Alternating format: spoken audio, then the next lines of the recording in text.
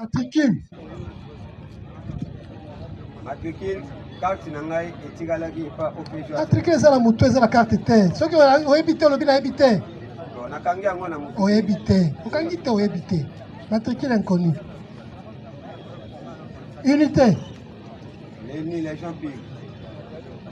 Leni. Volontaire to milicien. Volontaire. Anonyme.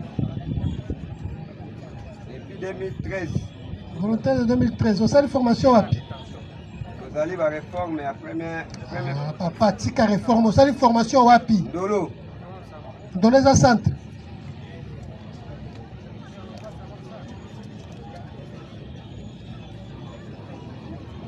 Comment t'as mis wapi?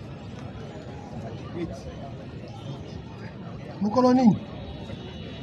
11, 10 et moi. 25. Papa Abotio, comment on est là? Kilandi Faustin. Kilandi.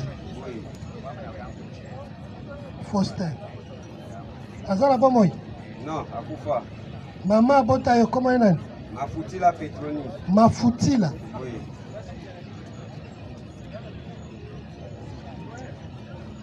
Azala Bomoy.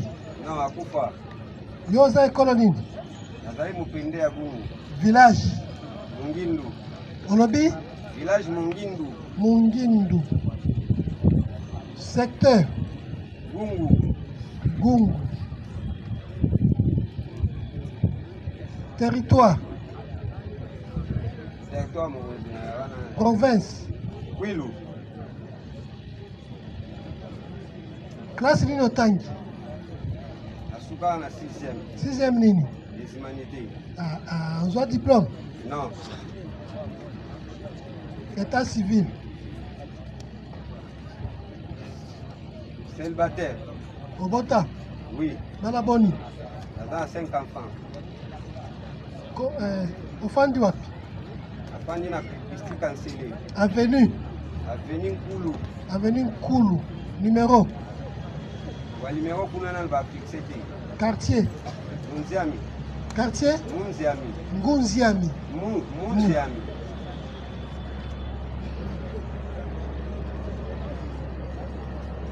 Commune. Sélé.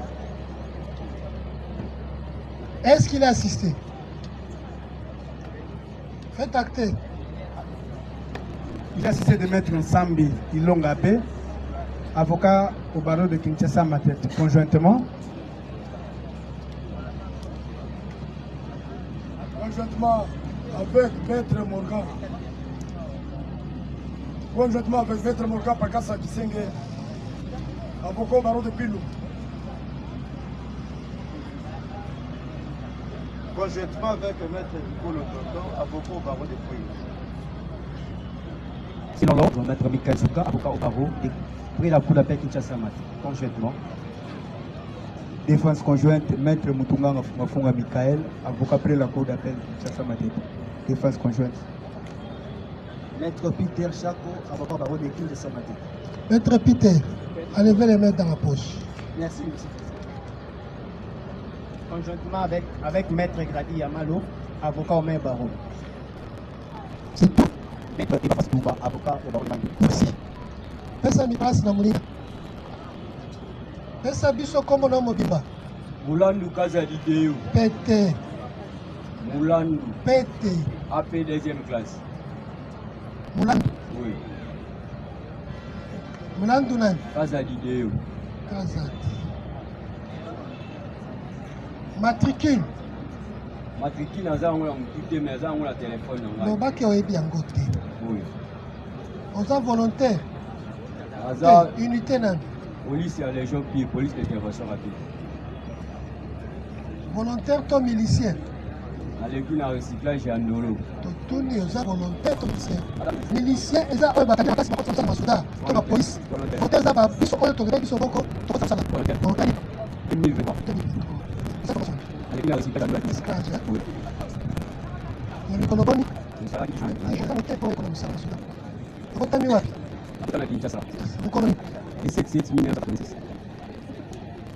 Papa Botio, comment il est? Moulin pas habilité. Azana bomo ito akufa. Azana bomo. Maman abota comment nani? Kudinga Pascaline. Olobi? Kudinga Pascaline. Kudinga. Oui, Pascaline. Kudinga.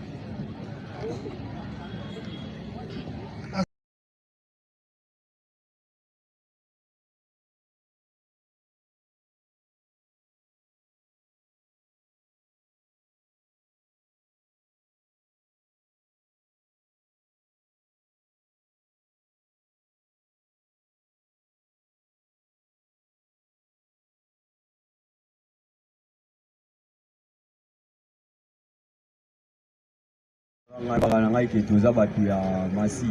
Manini? Masi, ota Masi manimba kuna. Pas vous nous accorder.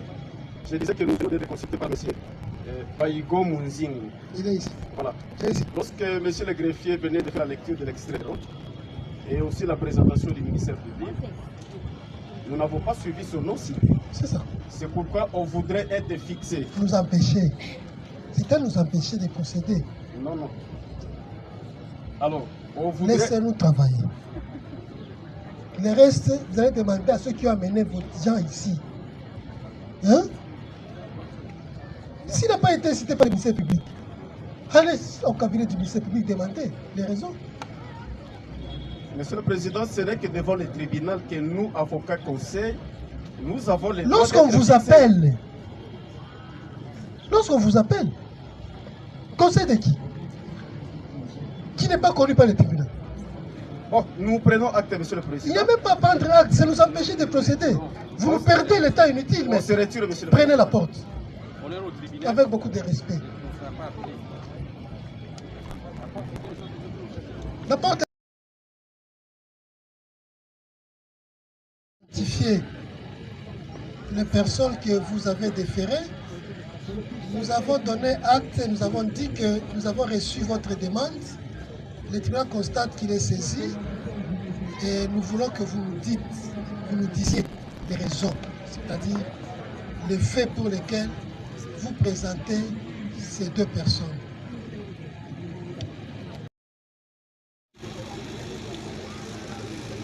Le militaire qui nous a quittés, qui répondait au nom de Taboua Kinkela Kevin, rentrait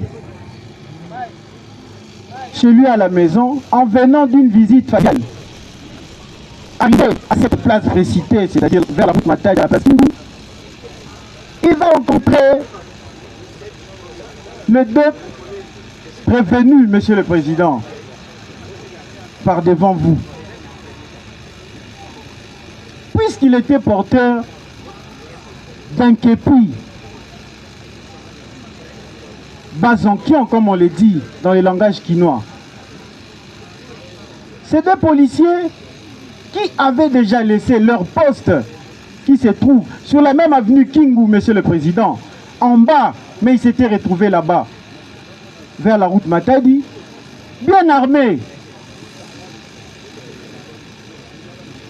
Ils s'attaqueront à ces militaires qui étaient en tenue civile, mais avec un képi Bazankian, comme nous l'avons dit tantôt. Et ils vont l'interpeller pour qu'il leur remette de force ces képis qui appartenaient bien sûr à ces militaires qui nous a laissés.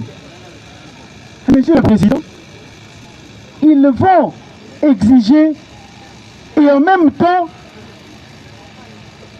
c'est à eux de justifier pourquoi ils devaient faire ça. Ils vont charger les armes qu'ils avaient. Les deux, ils vont charger leurs armes.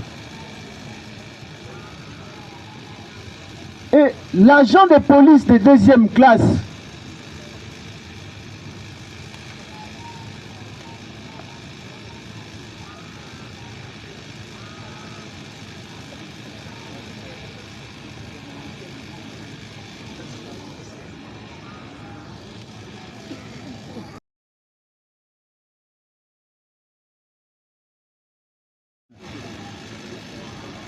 du militaire de la garde républicaine qui nous a laissés. Et ces militaires ne vont pas prendre ces réflexes pour sursauter. Mais Monsieur le Président, malheureusement, comme il y avait cette attention, il va tisser le parc d'Espadine.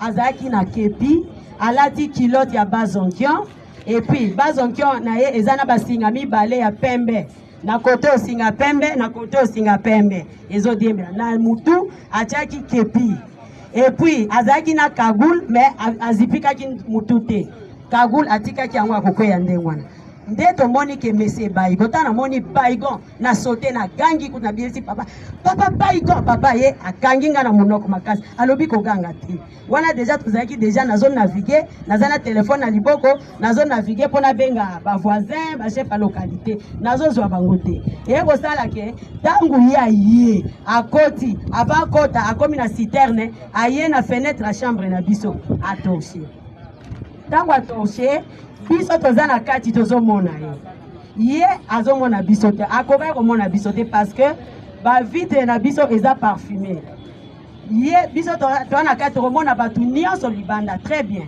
mais mutu aza libanda aomona biso te tangu ye atorche liboso na fenêtre na biso wana nga nazotia Baigo tozoluka tobe papa bi eza Baigo ale azwi azaki na libanga na liboko akoti tozomone mobimba ye moko ezate que 2 personnes akoti na veranda ake ko déposer libanga zaki na ngona fauteuil ba fauteuil eza na veranda oto yamba bapaya a déposer aye ko bima tanga bimi akei a contourner ndako tanga contourner ndako aye ko zonga place na fenêtre na biso ale abimi siko mobimba azongi kote azaki na entrée tango namonaki na ebandeli wana tanga komi wana apusa isu pembe na nzeta manga abaluki agangi tango agangi bongo ale mbala moko na moni bato bakoti ebele na lupango bakoti ebele bazalaki en file indien bango nyonso bazalaki et puis mutu azalaki leader ezalaki Baigo yende mutu azalaki liboso tango agangi tango bango bazoya bazalaki neti ya kongunzama poso okomi liboso na biso nzela esala lokola libulu avenue wana bazalaki aongunzama tango azalaki nde bayeko kota bakoti ye moko azalaki en tête na sima na ye ezalaki mowele na sima mutu moko après shosho après nde yokolanda bamasela nde bazalaki enfile nde na bamachete na bamarteau ye azalaki na arme na maboko bamisu mpe bazalaki na baarme bazalaki parce baarme ezalaki lokola 4 na ndako mokolo yango nde ntango bango bakoti bakomi na veranda babandi koloba ye Baigo abandi koloba fongola porte soki te tokoboma bino bofongola porte wana deja nga deja nasi nakendeki tobimi na chambre toye nakebenda mwana place azalaki tozalaki biso 3 personnes ntango tobimi siko na salon barideau tosali yango eza kofungwama ntango tofongoli barideau bango bazoforce fongola bazobeta ezofungwama te bazobeta ezofungwama te bake na porte kote mwana porte mosusu eza kuna babeti esimbi te bake na porte ya nsima esimbi te c'est ainsi ntango baye kozonga nani oyo ya mokuse azalaki na César Didier ye mutu asimbaki César aye nde abandi kokata César bandi kokata batype carré ezokata na lokola bagilete eumela ekutu te ekwei ntango ekwei mbala moko shosho azalaki na marteau ya monene parce que bazalaki ebele bamisusu deya bakontournaki deja ndako antouraki ndako mais bato batikalaki wana na veranda oyo ndenge nazoloba oyo ye asimbaki marteau ya monene modèle ka ya marteau moko tomonaki awa abambi siko na vitre bavitre mwangani ale ekiti na se ekwei ntango ekwei nde mutu aliboso akoti muwele mpe aye kokota ale bafongoli porte ye Baigo mutu azalaki na arme wana onde na yebisa bino ke mutu wana azalaki na arme nde ntango amoni biso nde tozalaki atire sur papa ntango ye atire munduki wana eke sikoyo etobolimi biso papa sikoyo asalaki boye asali neti akoti na couloir ntango na couloir eleki mbala moko etobolimi ti lelo tozoloba eza na mur epuis dui wana meme bango nyonso bakolonel monene bango bayebi yango nde sikoyo ntango tokomi na couloir nakoti na kati ya chambre tokomi na couloir chambre ezalaki pole nakoti ale na bloke sikoyo chambre na clé bango natiki bango na bacriminel na couloir ntango nakoti na chambre na tele fongola mibale kuna deja batiaki papa arme moko awa mwana balalisi bango couché ba arme mibale batikali na couloir bango sikoyo babeti sikoyo arme babeti pa ale porte efungwami baye kokutanga na kati ntango baye kokutanga na kati yo oza teti oyokaka te eza sikoyo toviole olingi toviole oyo mpe toboma yo sikoyo zela sikoyo oza teti ale pesa mbongo leta kaka baoloba bo Oh ya mukuse Didier a côté déjà a ke fongola déjà a fongoli mutu ambetu ka côté na chaki mbongo pona kanga kia ona kati lamba akei a fongoli boy a tomboli boy azima la moko kifunda elamba na ezaki na mbongo na kati a tombola nde c'est ainsi oyo na ekotala boy oyo manani solo azo beta makofi azobete makolo lakisa obombi bon bibisa obombi dola te na bombi te ngana telemika lokola zoba na otala bango parce que ngai pe ba braquer ngai ba minduki pe na mutu na telemi na zotala bango ndenge bazosala azowela mbongo apesa mbongo ale bala moko oyo nani yeriva azalaki wana acheka shine na munoko bakisa ba or pesa ba or ezawa ngai binga lataka or bakisa mbongo ngai binaza mbongo sute mbongo nyonso yango na bosi moyena tala bango boza te mesi nazwaki bango nyonso to vanda kana bango j'espère be bolandi ndenge muzinga lobi biso nyonso bango baloba bando wanga na bayebinga te tout ça meto za esika mboko oyo shosho oyo azali travailler nanga yende akatela nga mabaya yende misala nyonso meniseri ya musala tozalaka nango kobeta banga tout ça yende mutasala nga ayaka musala na tongo aye atikini na na kati aza travailler na parmi ba travailler na nde ye shosho oyo yazo azoko invite azoko wanga nazoloba ke yaza travailler na ngati yende shosho yende sala kaipana nga tango ba zimbongo wana madame nde na yoki libanda kuna bazobelela simba nzoto te zombongo shosho masela bima babona batu baobeta bango mabanga na libanda parce que voisin na biso aza soda basi bancerclaki biso bakangi pe na baporte bakangi bafide nde voisin na biso asotaki na fenêtre ntango sote na fenêtre akiaki ebisa bato ya matanga nde bato ya matanga ntango baye bando bamba mabanga c'est ainsi babandi kobelela bango shosho masela bobima bosimba nzoto te ezwaka mo nde babandi kobima sima bazobeta masasi bazobacha minduki boyiti nde babimaki biso pe na papa ntango totikali na mwana bazalaki na se batelemi ale wana tozolela topusani na porte tozotala bango ndenge bazobima ndenge bazokende na ndenge bakei bakiti nzela se bake nzela ya labone kote bayokaki bango bazokabola mbongo donc madame le président oyo nazoyebisa yo baigon oyo nayebisaki bino depuis jour wana le 25 janvier o bakotela kanga na 3 bakotela nga na 2h basisi opération na 2h45 na 3h juste ba maître volontaire à quartier y compris FARDC ba ye na ndako ba kokuta biso ate bandade ndako kolele na ndenge ba mbetu biloko nyonso ba biloko ba panzi ba saki ya loso kutu ba bando panza même ça ba saki ya loso ba kokuta biso bando tala mama ba pona nini bo benga biso tenga bi nga telefoni exact eloko liboso bazwaki ba ki parache ngai telefone na liboko ale bakoti batali batuninga babibo omona ki banani ndena wale baboye bana ki mwenza bazali yako omona ki banani ese omona ki basoda omona ki ba civil to ba arme oyo yokaki ebetaki ezalaki arme ya ndenge ni ngana ebisi bango na mona ki baiko mutazaki liboso baigo mutayaki afongolaki piste wasalaka ba cérémonie na ndenge bambwa bakimaki na beteli bango kande na betela kabino awa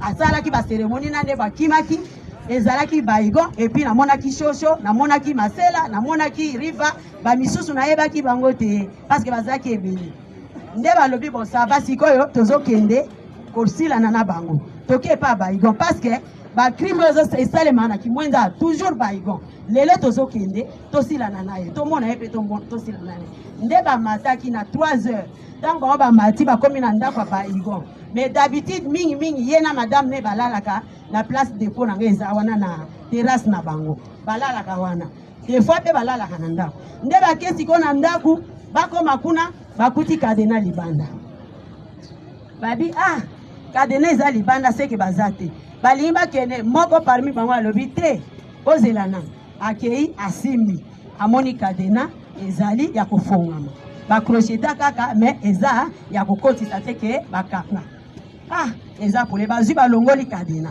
ntango bakoti na kati ya ndako bakuti mwasi alali na bana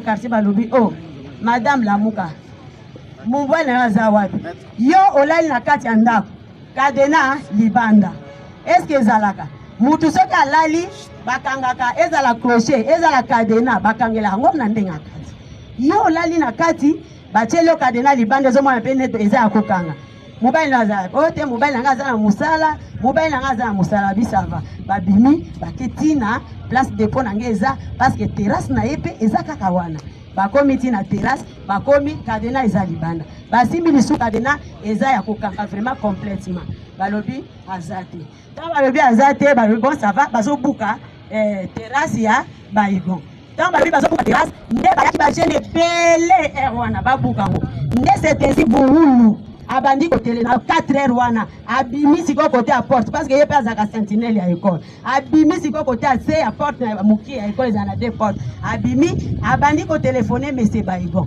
président ko babenga ki président awa na minute oyo balingi babuka mais nini de hangar na yo nde siko yo ba population balobi yo ozo yebiseni o balingi babeta moyulu nde siko yo banda butu wana ndenge nazoloba boye si le toza na mois de mars, j'espère que les gens sont les deux. Si les gens na oloba boye komona Baigon nyonso, nde mukolo ya samedi, le jour ezaki prévu que awa plaidoirie salema, biso sikoyo essaye makite. Na fani na dépôt na moni militaire moko aye, aye kotika mandat de comparution. Atuni ngana zoluka mama Olga. Ngana bi azate. Allez, bato bazalaki wana abibana bazana lakisi bato nanga mususu bakoti na bango nde apesi mutu wana ba travailler nanga na avocat nanga pe azaki jour wana ekotala apesi bango mandat de comparution totala ni tolobi mandat de comparution oyo ya nini ya auditorat ngaza soldate bongo siko nani yango agopesa ngai mandat de comparution na auditorat ngalema na auditorat kuna tobani komitu na bakeso tolobi tamususu bazolinga ba mbrienga lokola azana procès tamususu bani ba mbrienga ipo nazala na déséquilibre mala moko pe ezaki prévu que lundi na kita na kepe na keko me présenter na mandat de comparution tangu na komi nde setesi na eko kopande tangu procureur a posé la question sokinga na yebi monsieur Baigon nde na lengi na yoki ba chef de poule na lengi esa inga vraiment agitation na lo bibliothèque ni ngaki na kokite o bali monsieur Baigon muto ayaki kwa biso apeta ki masal te oya biso mbonga banda kati ya 25 na 2 heures ti lelo akimanda kuna ye même place na ya côté katoza ba voisin ayaka bisusu te akima banda mukolo wana etika lokola eloko moko te zawana ti lelo na oloba na kama ye ko fanga. Merci madame, nzana pour maman. Merci.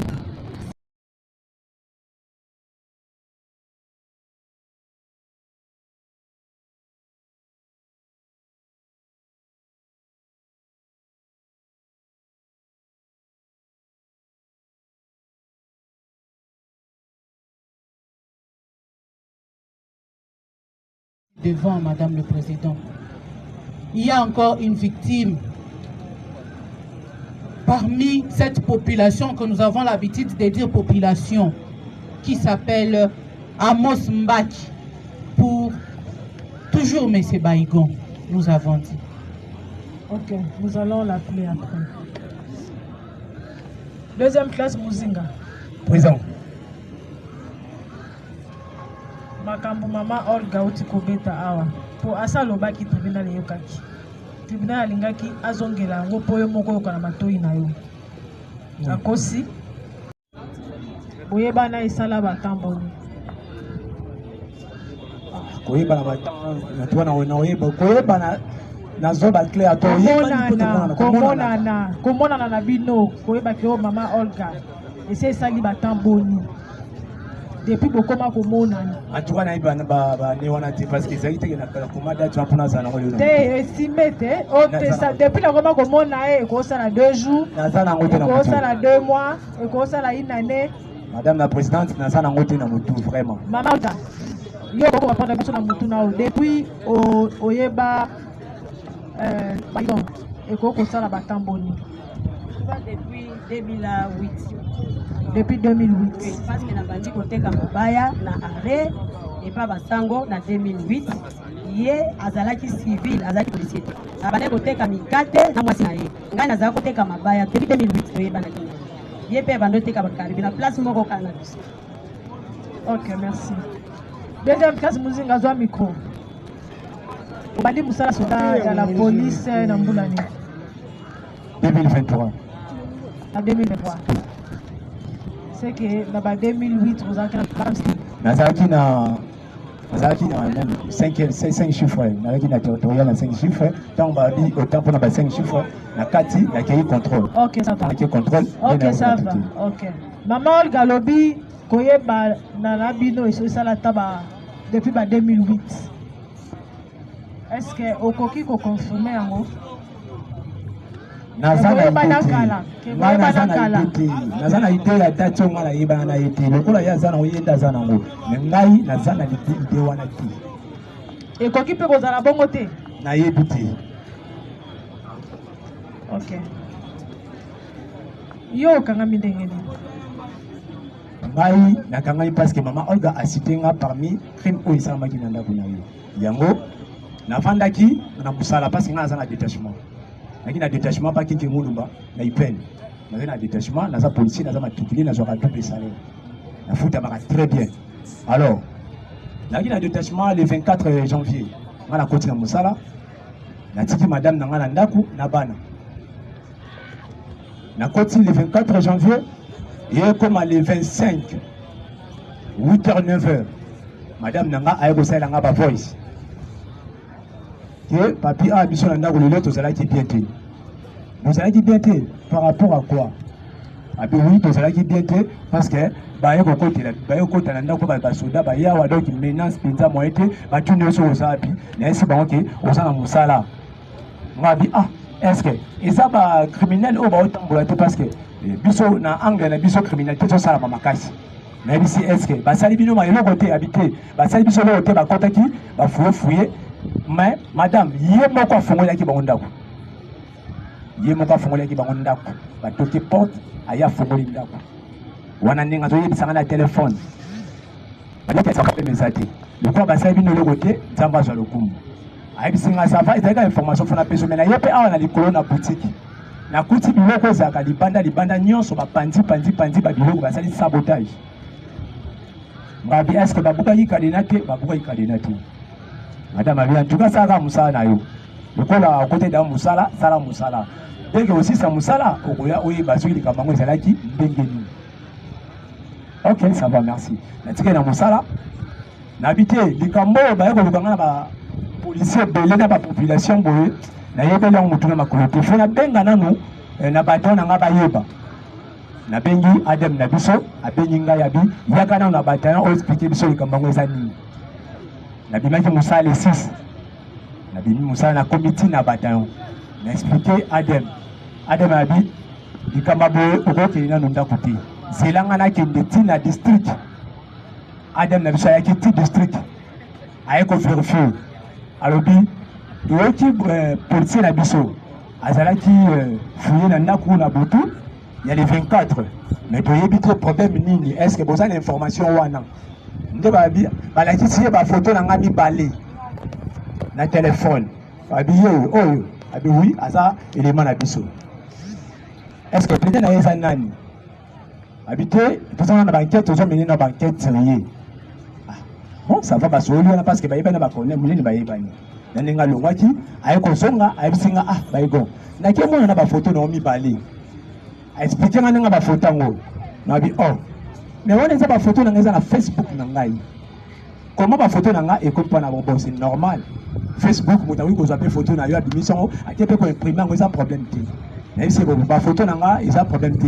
est ce que bafoto yango ezali na lieu de crime eza bafoto na nga mpenza oki naza na nga na ndako bafoto nanga natia na bacompte Facebook na nga abi te eza bafoto ya lieu de crime te nabi non wana ya grave eza te ayibe façon na yo keli bazolukela yo nayebi te bon zela nanu tolandela nanu bainfo parfois lokola bayebi résidence na yo bakotindela yo mandat de comparaison soit bakoya koluka yo na niveau ya unité na yo nabi ok ça va nakovanda nazela baya kotikela ngai mokanda nde nakoyeba esika bazoluka ngai nakende kocomparaître eza esika tel na ndenge navandaka nazeli parce que naza policier ya gouvernement naza reconnu jamais nakotika mwasi na ngai na bana na ngai nasundoli bango bana 5 baza na age pe ya miki natika bango nakende na nga kaka boye nafandika na esengo na ndenge nakendaka na fandi na bato on expliquer bango ba singa to landa no makama to landa le suite ya kati et où me la quitté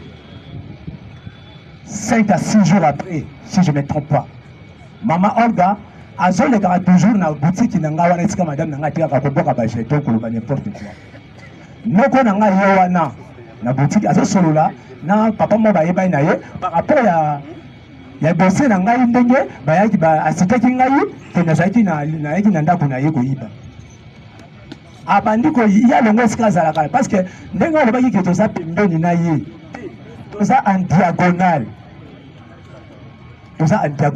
ya ye abandi ko menace aliko tama kele pa oncle nanga madame nanga longo le boko oh wana za noko problème nini yo na ye mbala moko mama Olga zwa moto district ake funda na district moi ça criminel wana alobi ke asunga na musapi na minute mbo zabe fuko ke ndeko zwa mwasi wana bayaka te bayako na tongo nango bazwi mwasi nanga bakangi bakene na district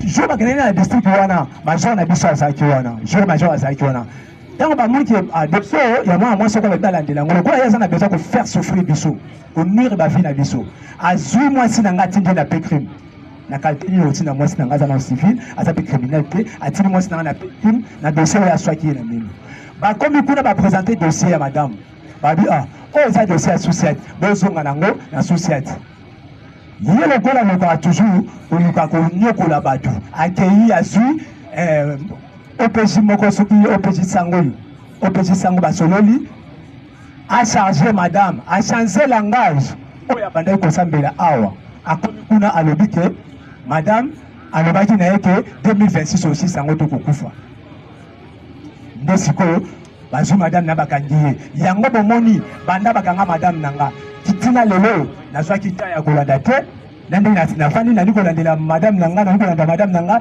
nazotinda bambongo nazaki suna moite pona bada procès nanga natali ki na bada procès nanga na bada sina la su madame kuna nazaka ngamo ba fanga ndeko tazaka nanga boko yango na tikaki na dossier nanga na bandi ko landela madame tango na moni na ba internet kombo nanga zo tanga mepa ya mama Olga na na tikala ko yoka tribunal et bengi kombo nanga ndenge ba benga na liste intel na na tikala ko yoka te pona confirmer que plainte nanga ezalaki na tikala ko yoka ngo te parce que landa ki tribunal wana mais le coup la madame Olga allait citer kombo nanga isala kinga malamu te na bisoki na bina continuer dossier à madame kombo nanga réputation zo débat et sengeli ngana ki ko sala plainte de to zwana na avocat to ki ko sala plainte quand on a ko ba esinga ke ça va o ko sala confrontation na awa to benga yo to tinda convocation na pesi na mbongo ya convocation na nde ba convoquer ki akomi kuna ba lobi ke te na mama o ye aza musika ye alobi na 8h lobi na ngope na 8h biso to koekuta bata liboso na nde na moi madame Olga ye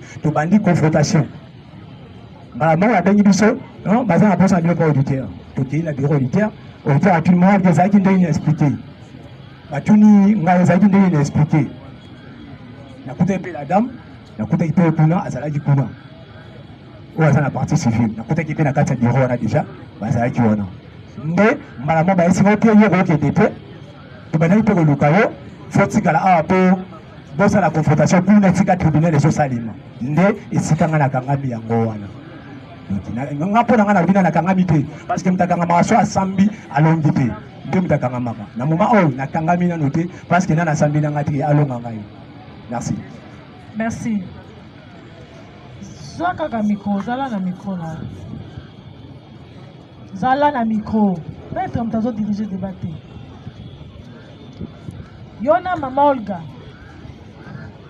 bosi bozwana kokoso bon kozwana kokoso c'est trop dur na koloba bon madame nangai azana malewa azana restaurant te ka malewa ma biloko na ba restaurant na tout reste leki na ye azape na malewa pembeni ya maison na ye leki na ye soki azui ba client yambi ba client aya koyambela bango na ba mesa ya terrasse esika ya madame soki ba client wana ba lié batika ka bosoto nyonso na ba mesa ba madame wana pangosaka te madame nanga reprocher mais pour nini soki oteki biloko esika toujours ba client obongisaka te eloko zo sala ngo mbalebele eza malamu te esika tozoteka foto bongisa madame ayebi singa ye ngai moko na benga la dame na yebisi ah mama bobongisa la tika bozoteka ba client bazoya bazota tika bobongisa. Deuxième tour asali madame a reproché ole soka ba mibale moi so ake koyebisa ndeko na ye ndeko na ye alandi madame nanga esika azolamba akei kolobela madame nanga mpona ni boza mitima mabe boye toza esika moko mpona ni te okoki kotika ye ateka kaka kosala nini abitela ndenge mabe te mpasi azo kolongola basalite te. Problème ya liboso namonaki entre biso na mama Olga yango wana parce que mbala moko abandaki kosolisa biso lisusu te. Donc ni mbote ndenge ezala topesa na mbote apekisi voire même bato basalaka misala na ye babeta mo akude mepa na ye baya même kolie pa madame nanga soki baye wana na misu na nganga moko mokomsu na zala bapekisa ye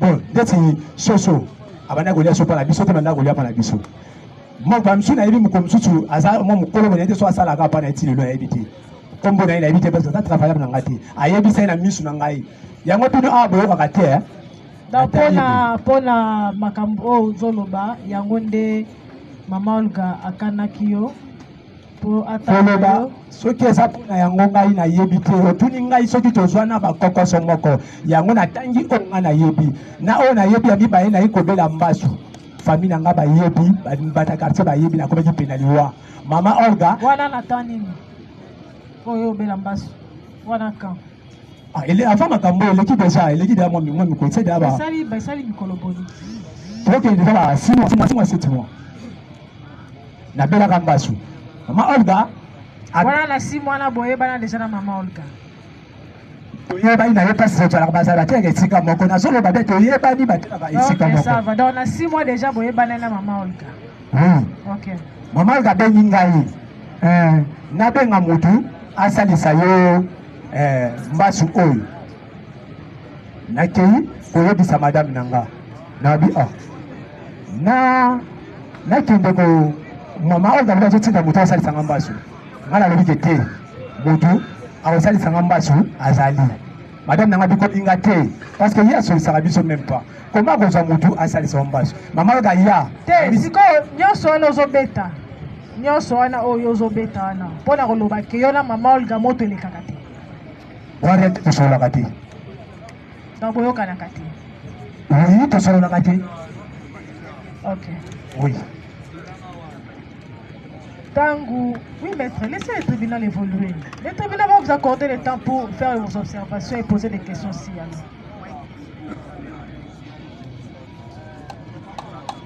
Tango yoza la musala, oyoki balobi ke mwasi na yo bato bayi kokotele na ndaku. Oyebaki bato yango? Nayebi bango te. Oyebaki bango te. Tango oyekoyeba ke mama Olga mutu azotanga tanga kombo na yo olukaki omona ye personnellement vraiment otuna ye nanu okende komona osolola nanu na ye okende komona mutu oyo azosite kombo na yo na lieu de crime mama eza facile te ngai kaka boye nabimi na ndako na ngai nakei mpo ekomaki ayelaki ngai lisusu na okende te nakemona ye ndenge nini osepleniaki wapi nayebisaki déjà avocat nanga mpe nava ntango nazolanda dossier ya madame nasalaki nano plainte te nalobaki lokola bazoluka nga mama Olga akoluka moyen apesa adresse na nga bakoya kotika plainte baotikanga mandat de comparution na ndako soit bayebi ke nayebani ke naza policier ya leli bakoya kotikela nga soit na unité na nga nakozala toujours recherche bakozwa nga na facilité c'est ça ke naboyaki komonana nano obombamaki nabombamaki te naboyaki nde komona na ye soki nabombamaki po moto azoluka yo makambo azoluka oyo eza makasi mpo na nini te okende kotuna mpo aza étrangère te oyebi ye mpe bien oyebi esika okomona ye okeye kotuna ye te ndenge nini mama ngai na yo problème eza nini na poussé raison ke naboyaki komona ye mpona moto azosite yo na lieu de crime jamais nakoya komona ane kaka boye parce que oyo azotanga eza makambo ya mabe lisuku ye nakoya mpa na ye ayaki kuli koswanisanga ayaki suki kolobelanga nakoya komona na ye ndenge sikoyo tribunal alingi ayeba ye ase présentaki na mokanda auditorat na plainte ya nani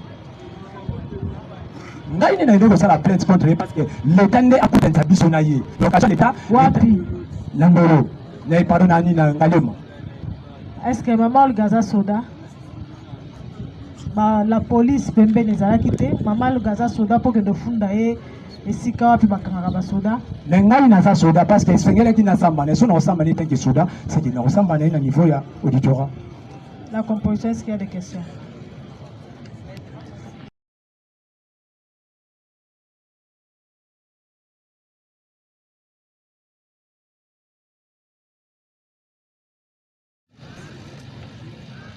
Soki naza au courant banda jour naza au courant pour madame nanga benga na tongo nango à partir à 8h 9h. Oyebi que depuis ce jour-là aux a recherché. Oyebaki. Bon, pour le baki naza recherché oui parce que bayaki ko lukande ngai na ndako bakuta kingai te.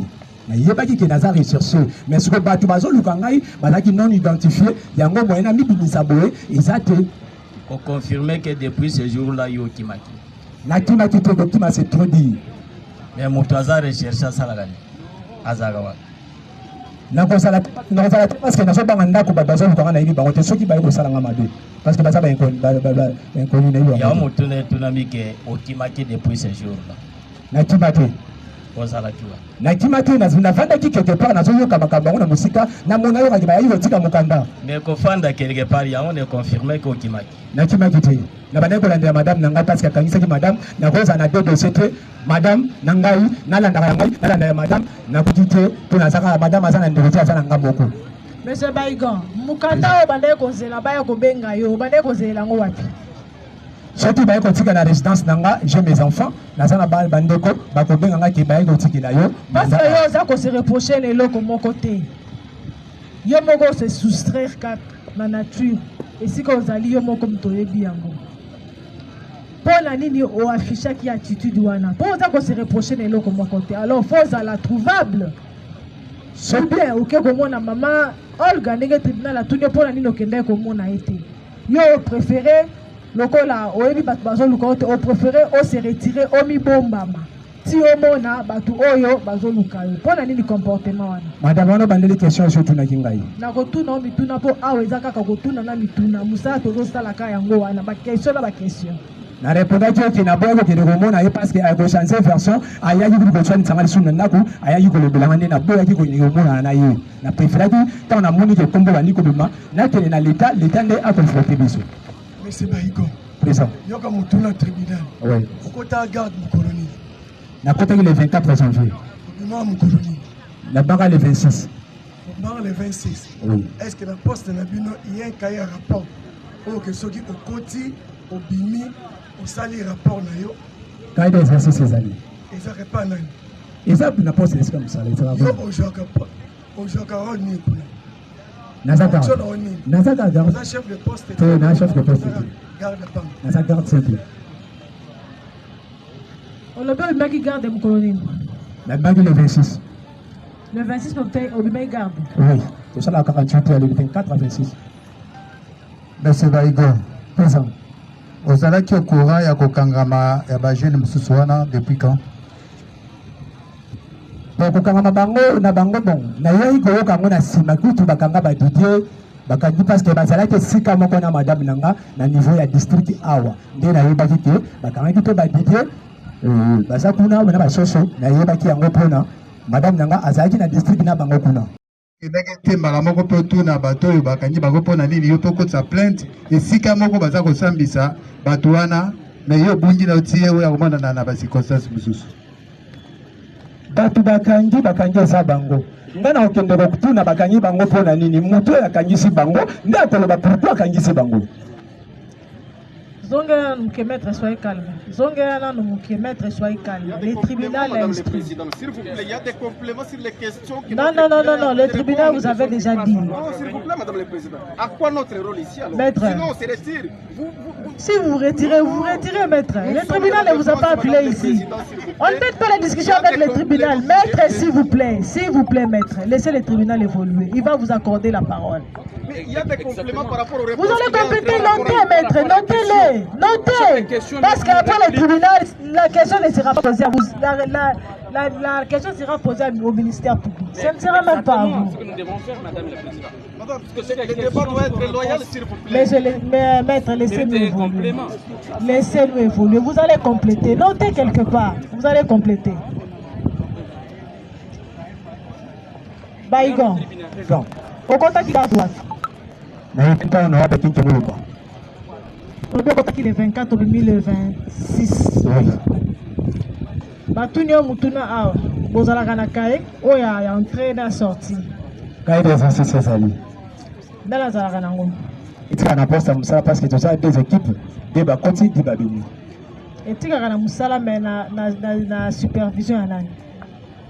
Supervision moto a ça comme responsable Nango. Oui, Oya Gira Kabino, Bao Bakoti, Bao Babini, Ndenani. Chef de poste na Bino. Chef de poste na Biso comme JC. JC qui calme. Torozoe wapi. Bino Borozoe te pe bete ngani na Robengae. Loko ya olobi yo mutoko bengae. Est-ce que okoki kobengae akoki kozala? Oui, na Robengae. Akoki koya na audience awa. Na kobengae ya. Okobenge na moyenne. Po yo faut pesa biso adresse. Biso nde tokotindele mokanda. Vraiment tozalaki na esika ya mosala tokutanaka na mosala parce que tozali mpe même bataillon mais ndako na ye en tout cas nayebi te kaya etikalaka fa akendaka nango na ndako etikalaka esika mosala etikalaka pa bandeko mosusu ekipe mosusu ekota toza ekipe mibale pesa biso adresse esika kaya elalaka eza na ipene pakinke molomba nkombo ya veni nayebi te mais na ipene pakinke molomba. Mais est-ce que vous avez la garde de ça 2 jours, 3 jours, vous avez l'adresse? Faut pas sa adresse. Adresse na yebi. Kaye ezali. Torobenga kaye wane koya total mouvement na yo il y a le 24 c'est le 26. Tango témoin koya yenda ko ne ozwa kaye site ezali pe mutu pas na ko tinda ko ne ko ozwa kaye. Soko za mutu wako ko faciliter biso tozwa kaye. Pesa ye. Akozala, akomona na pona na yebi ke ba mona. Bes na eza. Nazana sous na best parce que na osa sous kuna te na moment où bazo lukanga na tinda sous te mais best na na tikala na ngona katele musala ezali ya mois de février nazana ngo eza wapi eza wapi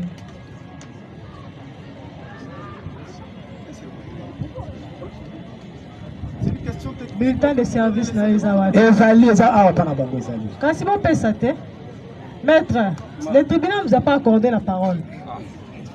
Ou bien c'est le tribunal qui instruit, ou bien c'est vous qui instruisez. On complète. Madame, il y a des précisions. Vous allez, j'ai dit notez, maître, notez, vous me faites passer du temps. Lorsque vous nous demandez les bulletins de service, les avocats ont une réponse. On vous a même pas accordé la parole. Lorsque vous nous demandez s'il y a des témoins à citer, les avocats ont des noms et des adresses. On ne vous a même pas accordé la parole. On ne vous a même pas accordé la parole. En tout cas, je suis désolé. Merci beaucoup. Muzinga. Présent. Bulletin de service Nezad. Batu baza nango ponga na zalaki te na bengaki bayela ngango baza nango oloba nanu te. Tribunal a besoin de bulletin de service. C'est ça. Ministère public, vous avez la parole.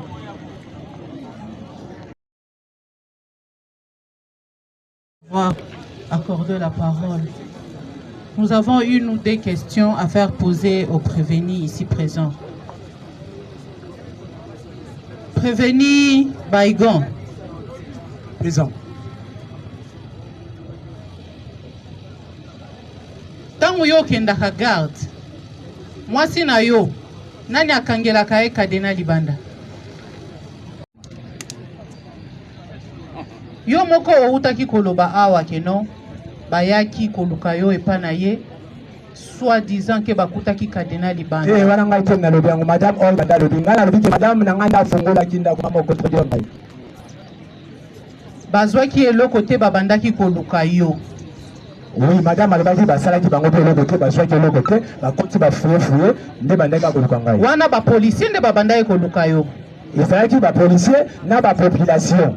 Sikoyo tango yo utaki musala madame aebisi yo ke pa policier bayaki koluka yo et tant que oza policier et que ozalaki na garde pourquoi pas okendeki ko se présenter na police wana ke no ngai oyo bobandaki koluka ngai oyo pona nini osalaki yango te na okende ko se présenter parce que ba policier na ebisi ka ba utaki te parce que bayaki koluka yo na yebi etika ba utaki te nga identifier ki bango ska ba utaki te. Nous n'avons plus de questions madame le président. La partie civile. Merci beaucoup. Merci beaucoup, Madame le Président, pour cet exercice très professionnel. La partie civile a quelques observations et questions. Mais nous aimerions d'abord que la partie prévenue puisse poser ces questions. Ensuite, nous allons répondre. Ok, merci. La défense, vous avez la parole. Madame le Président, merci de la parole par vous nous accorder. Nous intervenons pour le compte de la personne accusée en tort comme l'auteur principal de la prévention dont vous instruisez aujourd'hui. Madame le Président, vous avez suivi avec toute attention soutenue la récitation faite par Madame Olga. C'est une récitation, il n'y a rien, s'il vous plaît, de la narration des faits. Parce qu'il y a des contradictions et des contradictions. Le procès, c'est un procès public. Et il y a des médias qui sont là. Nous avons suivi ces dossiers depuis avant que l'on ne soit même consulté. Nous avons la maîtrise sur sa première version, sa deuxième et sa troisième version. Nous allons vous donner les contradictions qui sont dans les chefs de la personne qui se présente comme la partie victime aujourd'hui. Mais ce que je voudrais demander à l'auguste tribunal, je voudrais que ce débat soit un débat loyal. Les armes doivent être égales. Nous sommes du côté de la défense. Le tribunal a accordé la parole à la partie victime, plus ou moins 40 minutes, pour qu'elle puisse dire tout ce qu'elle avait à dire sur notre client. Alors nous voudrions que évoluer. Madame le Président, je commence par dire ceci. Lorsque le tribunal pose la question à notre client s'il peut citer les témoins ou ses collègues de service là où il est affecté, le client vous dit oui, il n'est pas affecté dans ses lieux seuls, il est avec ses collègues. Avocats que nous sommes, nous allons vous donner les noms et les adresses pour lesquelles vous allez notifier vos invitations pour que ces témoins viennent comparaître. Nous confirmons à l'auguste tribunal que ces témoins existent. Les cahiers de présence, parce que notre client vous a dit que c'est depuis le 24 janvier qu'il est affecté chez Chekik Moulouba. Il est sorti le 26. Donc le 25, voilà, il n'était pas affecté, il était affecté depuis, mais le 24 avant la commission des faits, il était déjà au lieu de service. Le 25, le jour de la commission des faits, il n'a pas passé nuit chez lui, il était dans son lieu de service. Les cahiers de présence a témoigné et l'auguste tribunal va tirer toutes les conséquences de droit. S'agissant des noms de ses collègues, Madame le Président, comme nous venons d'être consultés ce matin, notre client a été arrêté juste avant-hier. On ne connaissait rien de ce qu'on lui reproche. C'est maintenant que nous apprenons qu'il est poursuivi pour le dossier de Madame Olga.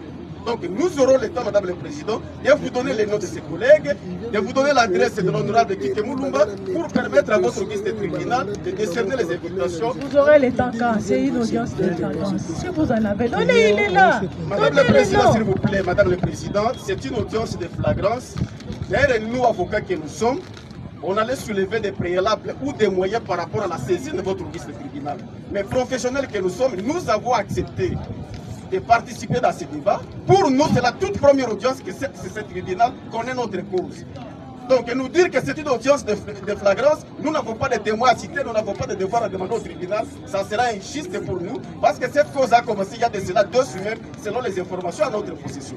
Donc, nous vous disons, Madame le Président, que nous allons donner les noms au greffe, et le greffe va faire son travail. Alors, je vais rapidement, Madame le Président, poser quelques questions à Madame Olga qui se présente ici comme la partie victime. Parce que je l'ai très bien suivi. Elle dit que j'étais avec mon mari à l'intérieur de la maison. Nous avons vu tantôt notre client faire son entrée seul. Et après l'échange, ils étaient entrés en file indienne. Donc nous ne comprenons pas comment ça s'est passé. Est-ce que Madame Olga peut nous dire si sa parcelle est clôturée? Si sa parcelle est clôturée, est-ce qu'il y a le portail? Si sa parcelle a le portail, quelle est la distance qui sépare sa porte principale de la maison ainsi que le portail? Avant que je n'enchaîne d'autres questions. Maman Olga. Maman Olga. Madame le Président. Maître Lingaeba, est-ce que le pan nayo est clôturé? Le pan est clôturé, le est non clôturé. Ce qui est non clôturé, distance n'est pas séparée, ndaku nayo na côté il y a le pan nayo. C'est à 5 mètres. Maître, elle a répondu. Voilà, Madame le Président, c'est à connaissance des causes que nous avons posé cette question. Nous sommes la nuit à 2 heures, dans une distance de 5 mètres. Elle était à l'intérieur de la maison, comme elle vous a dit. Mais Madame Olga, a pris quand même un souhait d'identifier tous les prévenus qui comparaissent par devers vous. Dans une distance de 5 mètres, la nuit. L'auguste tribunal va tirer toutes les conséquences du droit. La deuxième question, Madame la Présidente, distinguée membre de la proposition, parce que nous avons suivi, comme tout le monde, Madame Olga qui soutient que notre client, M. Baïgo, qui était le chef de file ou le chef de cette bande, cette expression est sortie d'elle. Est-ce qu'elle peut nous dire par quel élément de preuve elle peut confirmer que M. Baïgo était désigné ou était le chef de cette bande pendant ces jours-là? Sur base de quel élément? Maman Olga, est-ce que vous avez la preuve que Baïgo est chef de bande? Oui, oui. Alobi bongo pambate parce que il y a nayoki alobi ndengeni na koka ko identifier bango. J'espère bien que maître alandinga malamu. Ndako na biso za na ba vitre parfumée. Baïgo akotaki ye moko aye na entrée azalaki ye moko. Na yebi pete ke za Baïgo. C'est aussi tango ya bandi ko kota na kati ya lopangu. Tango bandi ko sa incantation azoboka boye bambwa bakimi. Tant bambwa bakimi a poussani a epembeni na ya citerne éclairage partout neto découvrir que ezali Baïgon. Donc na bengi le chef de file parce que yende akotaki liboso ye moko et après tant ya sali ba cérémonie ndenge asalaki aye na chambre asali bo abimi yende muto a klaxonné abeti cri nde baninga na ye nyonso ba oyo ozomona na ba obazaki ebele bazaki na position ko ngunza matomona ki bango te tangu ya beleli selon cri na ye abengi bango nde ba ekokota la kati ya lupango pe tangu bazokota na lupango bango bazaba profanda kana bango ye na ye bane depuis 2008 pe tozoteka esika moko tindenga zoloba ke ngai boy nasomba ka masanga bapaya na ngai epa na ye nyosa zoloba luputa na yebi bango nyonso pe travailler na nga na yebi bango nyonso bazaki ata bazipa elongi ata mukete. C'est ça. Merci. Maître, elle a répondu.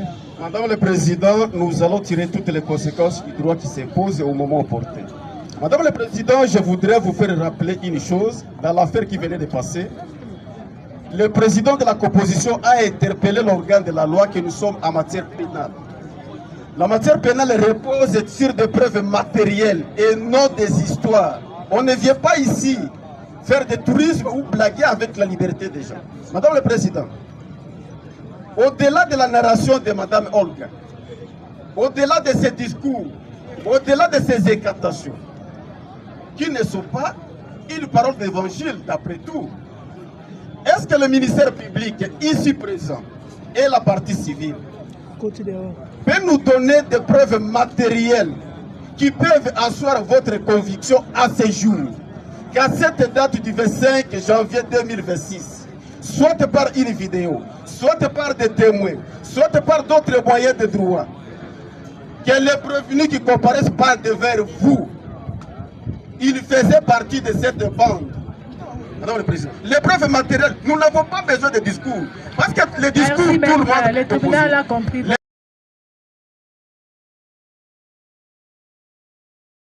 Ça se voit que la partie de la défense, même si elle vient de dire devant votre auguste tribunal qu'il ne fait que suivre ce procès depuis que cela a commencé jusqu'à aujourd'hui, il ne fait que suivre cela. Et nous constatons qu'il ne le suit pas très bien.